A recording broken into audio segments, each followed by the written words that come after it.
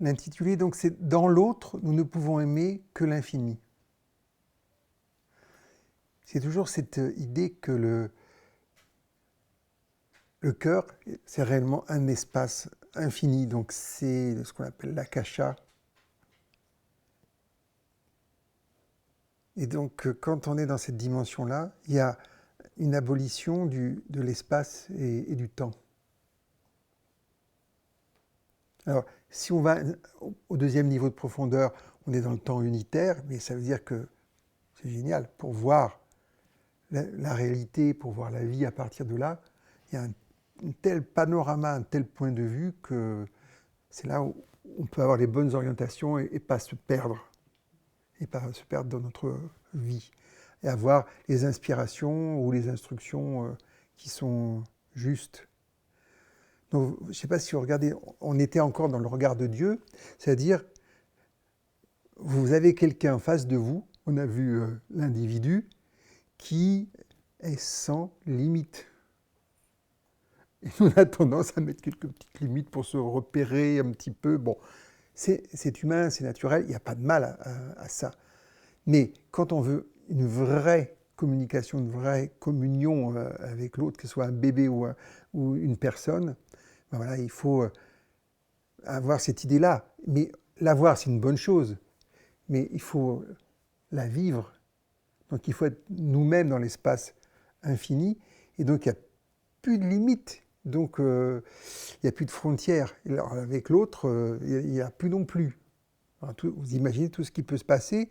Et ça donne donc il y a l'ouverture de cœur, mais aussi d'esprit. C'est là où on peut mieux se comprendre. On l'avait vu aussi avec Ho'oponopono.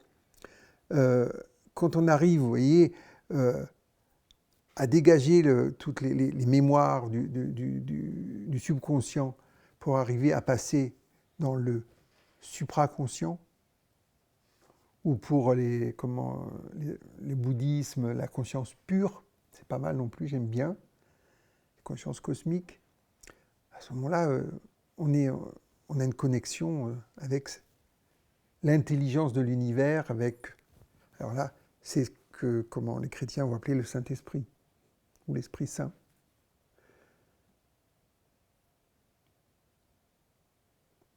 Et quand on est dans cet état d'esprit-là, on s'aperçoit que chacun d'entre nous est un chemin. Et que, au bout de ce chemin, la personne va accomplir pleinement ce qu'elle est. Alors c'est ce qui fait dire la réalisation, le mot réalisation, mais ça ne veut rien dire. Réalisation du soi. C'est-à-dire que ça veut dire quelque chose quand on le vit. Quand on parle de libération, Zendel il parle de liberté, on va dire après le début de la région cosmique, c'est le stade de la libération. Mais est-ce que les personnes qui sont censées être dans cette dimension sont libres? Ou juste elles ont une forme de passe que vous pouvez l'utiliser comme vous voulez pour accéder à l'espace de liberté intérieure, ou souvent ils le mettent à l'extérieur parce qu'ils disent que c'est cosmique. Ouais. Ce sont des concepts qui sont justes, mais à chaque fois qu'un humain s'en empare, il l'enferme, il le formate, il le distribue, et ça doit passer par là et pas par ailleurs.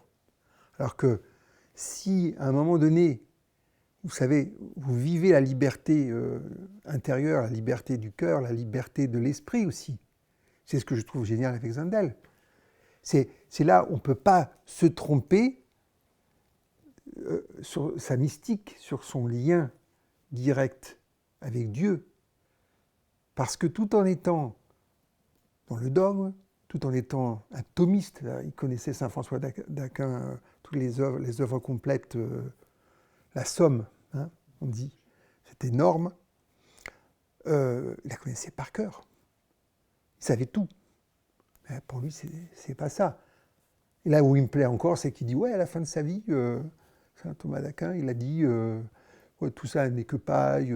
Quand il était jeune, dans le sud de l'Italie, il avait été repéré parce qu'il était brillant et précoce, bien sûr, mais en même temps, il avait une vie mystique, il avait une connexion déjà, très jeune.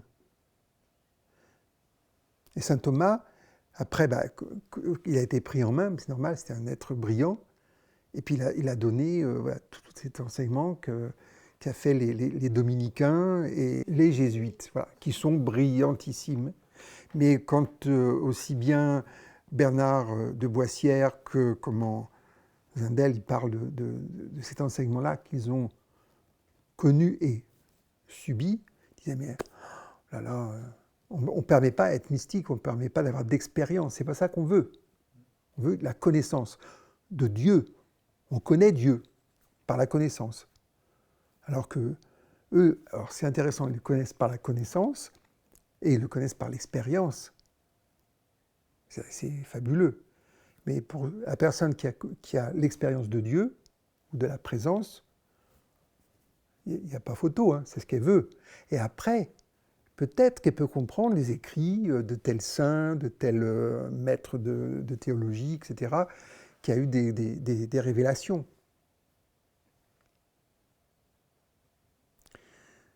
Et c'est intéressant aussi de voir qu'il parle d'une entraide entre l'homme et Dieu. Alors c'est cette idée que c'est Dieu, c'est l'homme qui révèle Dieu sur Terre, et que sans l'homme, Dieu quasiment il n'existe pas. Alors c'est rigolo, on retrouve ça dans les mythologies grecques et autres. Quand on ne pense plus aux dieux, ils disparaissent. Ils n'existent plus, puisqu'on n'est pas... Donc c'est pour ça qu'ils font des rituels, ou qu'ils imposent, des choses comme ça. Bon, il y a toutes des mythologies, mais là c'est presque pareil, c'est-à-dire que comme Dieu il est en retrait, alors attention, il est en retrait au fond, très fond de chaque être, mais de chaque chose, de chaque créature, mais chaque élément de la création. Il est là, mais tellement là qu'on le dit, c'est comme un point, quoi, une singularité où voilà, on ne peut pas le repérer. Et si on n'y prête pas attention, on va dire, c'est la vie, donc il anime la vie, mais dans l'automatisme. Comme on l'avait vu d'ailleurs dans tous les règnes. Les règnes il y a des développements automatiques. Il n'y a pas, comme pour l'humain, d'évolution. Même les anges. Les anges, ils sont ce qu'ils sont de toute éternité. Et ce que nous, on va appeler évolution, c'est juste un développement. Puisqu'ils sont pleinement en Dieu, donc ils développent là où ils sont par rapport aux besoins de la création et ils répondent à ce que Dieu veut. Voilà, en gros. Ils sont parfaits à ce niveau-là, mais on ne peut pas appeler ça de l'évolution. L'être humain, pour sa bénédiction, sa chance, et l'inverse, il doit décider s'il veut évoluer ou pas. Et dans quelle direction. Est-ce qu'il veut évoluer sur les aspects extérieurs, donc acquérir plus de richesses, de pouvoir, etc., plus. Là, c'est vraiment, sans vouloir faire un trou de tout, c'est la société de consommation. Je veux dire, voilà, le PIB, c'est quelque chose qui est important, mais vraiment le bonheur de la personne, comme on avait à un moment donné dans le Bhoutan, voilà. Mais est-ce que les gens sont heureux? Est-ce que les gens riches et puissants sont heureux? Je vous laisse répondre.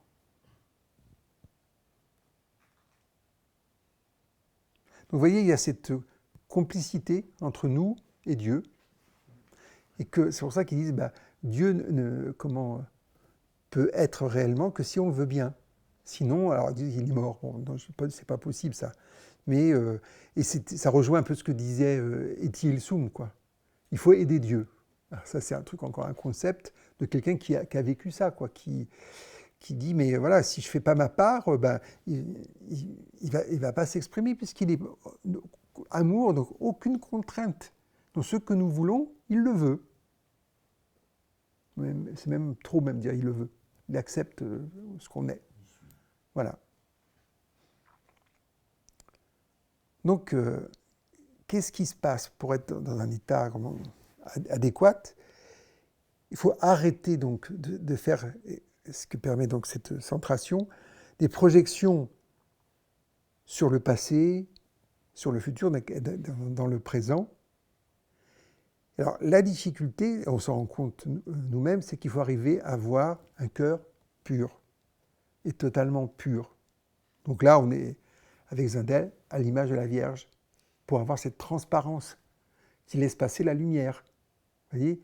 Alors même, vous voyez, cette idée de transmission, on transmet, parce que là, c'est, on a la transparence, on a la profondeur, ça se fait. Et c'est dosé en plus, c'est ça qui est extraordinaire. Il n'y a pas besoin de doser, comme si c'était une énergie. Ça va. Vous entendez le silence là? C'est intéressant. Donc, Zindel, il dit, ben voilà, la transparence va avec la virginité. Et ce que j'aime bien, c'est que la Vierge Marie est virginisante. Ça veut dire que quand on va imiter, il y a l'imitation de Jésus, mais l'imitation de Marie, c'est de retrouver cette virginité, cette transparence, cette lumière et cet amour. Voilà. C'est pour ça qu'on dit qu'elle n'est rien, juste en intercession voilà, par rapport à Dieu. C'est pas mal, hein? Bon. Et quand ça a lieu, c'est là où je dirais qu'il faut être objectif avec soi-même, voir est-ce que réellement j'ai atteint cette liberté intérieure? Et quel niveau de liberté aussi? Moi, je pense qu'il y a des niveaux différents. Bon, passons, ce n'est pas le sujet. Après, ben, là, c'est ce que nous faisons avec la méditation du cœur, la purification des chakras du cœur qui correspondent à chaque élément et qui vont nous permettre, quand c'est fini, de trouver cette dimension, de plus être pris par les éléments. Mais les éléments ne sont pas mauvais en eux-mêmes, parce que c'est ce qui nous constitue, ce qui donne un véhicule sacré, porteur d'un espace sacré. Ouais, c'est toute une façon différente de voir les choses. Bon, je ne vais pas rentrer là-dedans parce que c'est beau, mais c'est un gros sujet. Et donc on arrive à ce que vous connaissez aussi déjà, c'est de tout naturellement, quand on est comme ça, on a envie de donner son cœur à Dieu, à la présence.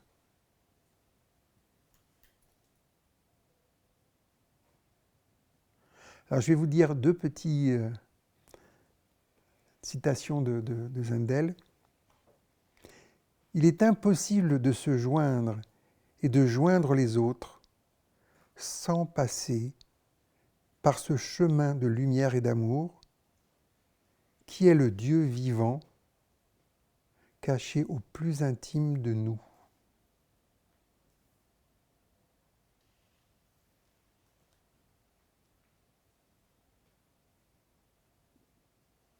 Et la deuxième, qui est la conséquence directe, s'installer à la racine de la vie d'autrui, racine de leur propre personnalité.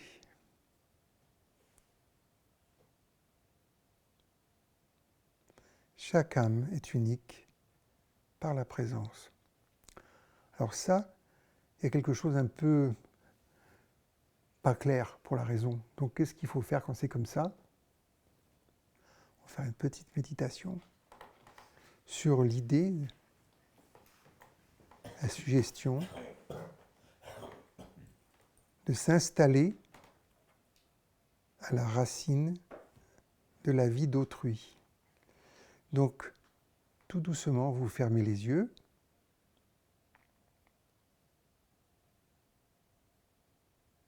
Vous êtes en contact dans votre cœur avec la présence.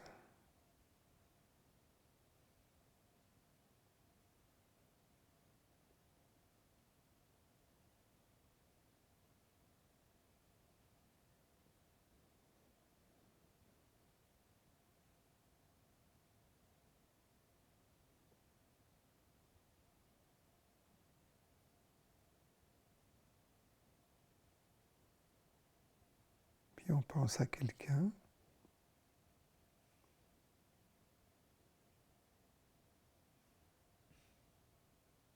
pour s'installer à la racine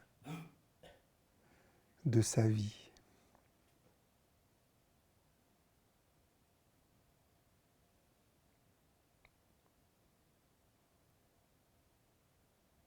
C'est le regard de Dieu.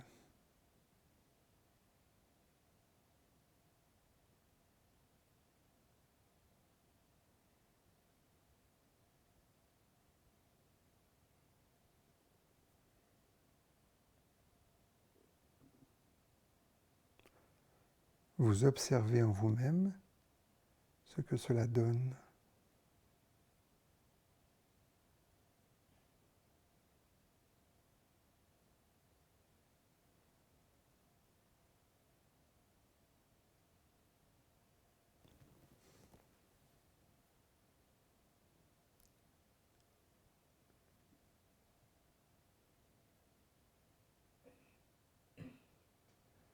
Vous êtes dans la présence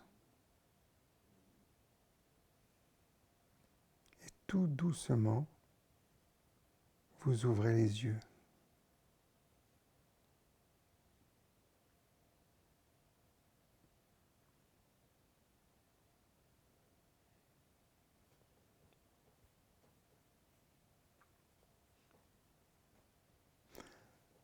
Alors, il est évident que cet exercice, il faudra le refaire, parce que il ne vient pas forcément d'un coup. C'est quelque chose d'étonnant. Donc, il va falloir le faire sans rien projeter. C'est ça qui est intéressant, d'être en observation. Et on n'est pas obligé de comprendre non plus. C'est un état d'être et de communication, communion.